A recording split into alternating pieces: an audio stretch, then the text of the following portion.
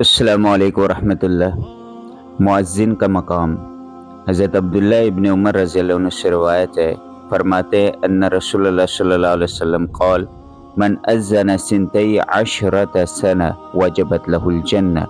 وکتب له بتأذینہ فی کل یوم 60 حسنہ ولکل اقامۃ 30 حسنہ۔ فرماتے ہیں کہ اللہ کے رسول صلی اللہ علیہ وسلم نے ارشاد فرمایا، جس شخص نے 12 سال اذان دی اس کے لیے جنت واجب ہو گئی، اور اس کے لیے اس کی ہر اذان کے بدلے ہر روز 60 نیکیاں اور ہر اقامت کے بدلے 30 نیکیاں لکھ دی جاتی ہیں۔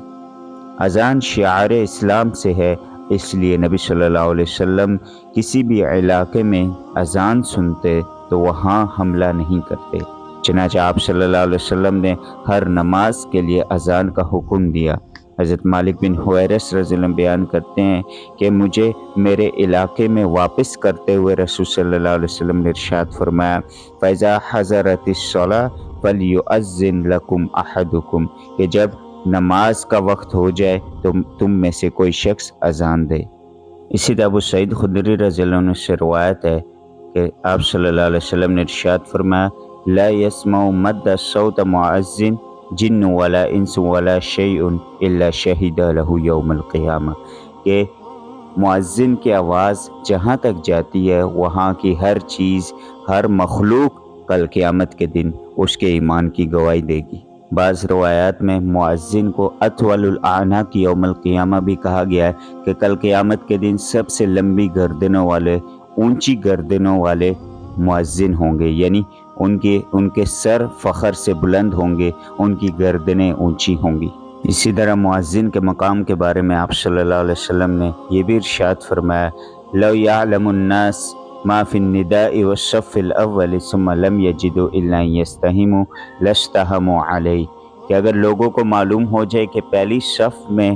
آنے کا اور اذان دینے کا کیا اجر ہے تو لوگ قرآن دازی کریں، یعنی ہر شخص یہ چاہے کہ وہ پہلی صف میں نماز پڑھے اور ہر شخص یہ چاہے کہ وہ اذان دے۔ اذان ہر شخص دے سکتا ہے، لیکن زیادہ مناسب یہ ہے کہ جس کی اچھی اور بلند آواز ہو۔ حضرت ابو محذورہ رضی اللہ عنہ بیان کرتے ہیں ان النبی صلی اللہ علیہ وسلم اعجبہ صوتہ فعلمہ الاذان، کہ نبی صلی اللہ علیہ وسلم کو ان کی آواز پسند آئی اور آپ نے انہیں اذان کی تعلیم دی۔ حضرت عبداللہ بن زید بیان کرتے ہیں کہ آپ صلی اللہ علیہ وسلم نے انہیں فرمایا کہ بلال کو اذان سکھاؤ کیونکہ وہ تم سے بلند آواز والے ہیں۔ اسی طرح اذان کی فضیلت کے بارے میں یہ بھی ہے کہ حضرت انس رضی اللہ عنہ سے روایت ہے کہ وہ بیان کرتے ہیں آپ صلی اللہ علیہ وسلم نے ارشاد فرمایا، الدعاء لا یرد بین الاذان والاقامہ، کہ اذان اور اقامت کے درمیان دعا رد نہیں کی جاتی۔ گویا کہ جس شخص کو کوئی حاجت ہو، ضرورت ہو اللہ سے، وہ اذان اور اقامت کے درمیان اللہ سے اپنی حاجت طلب کرے۔